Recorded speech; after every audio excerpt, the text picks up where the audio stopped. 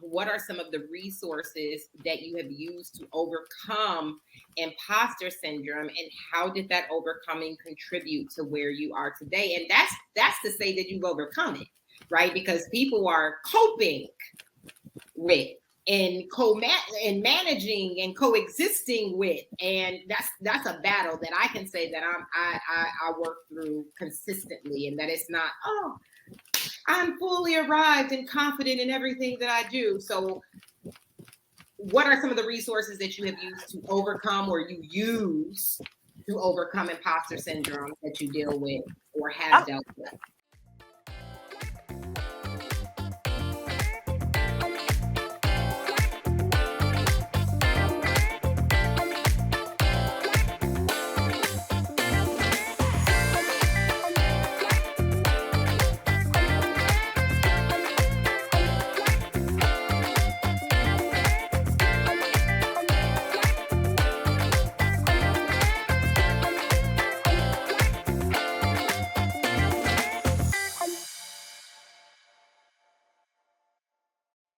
As crazy as it sounds, therapy for me.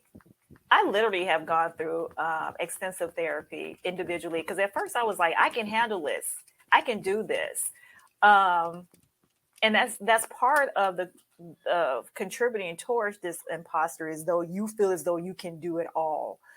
But for me, not just the therapy, but taking a step back and literally thinking about how did this start? Where did this stem from, and addressing where it stemmed from, because not just with imposter syndrome, but a lot of things in our life, we engage in certain things and we just go through the motions, and it becomes so routine that we don't even recognize where did this come from. And if we don't recognize where it came from, then we cannot address the situation. And for me, my imposter syndrome was, of course, thinking that I was not good enough, even though in reality, I really am. I'm not going to say was, I really am. I'm like, I'm the, what? The cat's meow. I am the cat's meow.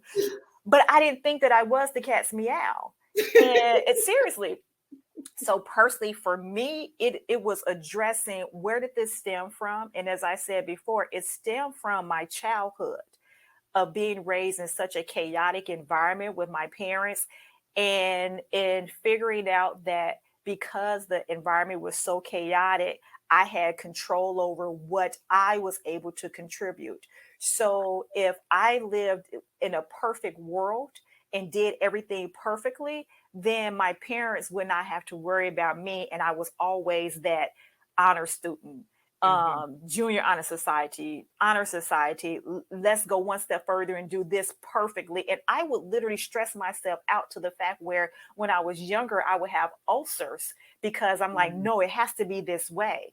And then when I became an adult and going navigating through life, and people say, oh my goodness, you know what you're doing, this and that and the other, we want you on our team. And I'm thinking to myself, am I good enough?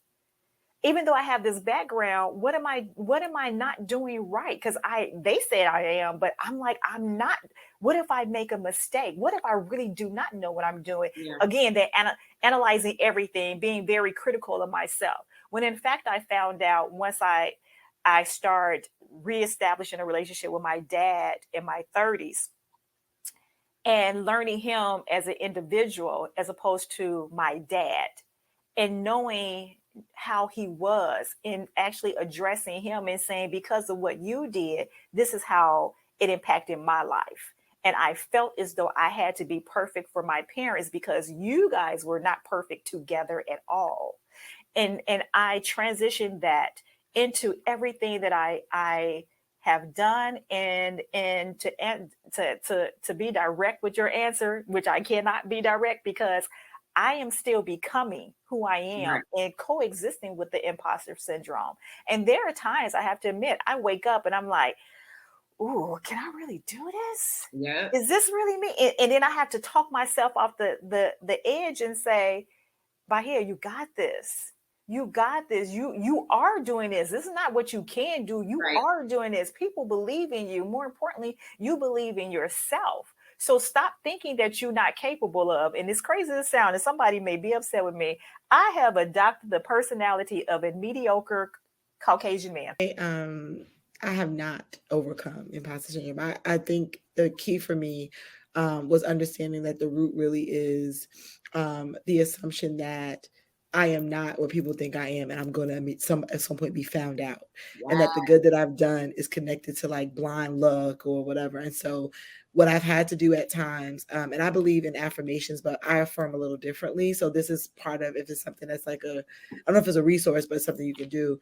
Is that I'm not the person. So if I'm saying, I'm not gonna stand in the mirror and be like, I am thin, I am thin, I am thin, right? Like that's not. I know some people kind of like make statements about where they're saying they are if they don't believe that. So what I also is affirm what I can believe at the level I can believe it, right? So ideally, I can affirm that I have the ability to make the right choices around my health and my wellness today, right? That's how I like to affirm, because I think that sometimes we use affirmations as a way of trying to convince ourselves into a belief system that we haven't bought into, and so it doesn't feel real. And so what I've actually started to do is like, what level can I affirm on? So as it relates to the business, I have literally said I embrace the fact that I'm not perfect. My expectation of me today is that I show up effectively and I'm prepared, right? Because that is what I can control. And so that actually helps calm my thoughts around how I have to be in rooms, what people are expecting of me. I've also, talked myself through the idea that a lot of what I assume people want from me is based on an assumption, not on any conversation I've had from with them, right? So I'm assuming that people see me this way, and so it's more important for me to understand how I see me and to carry that confidence. So it's really sometimes talking myself backwards off the ledge, but acknowledging that, like, yeah, this stuff is triggered by things that really are outside of my control and on belief systems that have been embedded in me over time. And I'm not going to fix that over the day, right? But it's actually being able to call it out and identify what it is, and then how do I work backwards from that. And that has been uber helpful for me. So when I get on a stage, my job is only to present the information. It is not my job on how to manage how people receive it. It is not like I take away the stress of all the things that are not in my control. What I can control is that my outfit is cute, my makeup is done, and I'm standing here, right? And I'm standing here prepared. I've done my reading. I've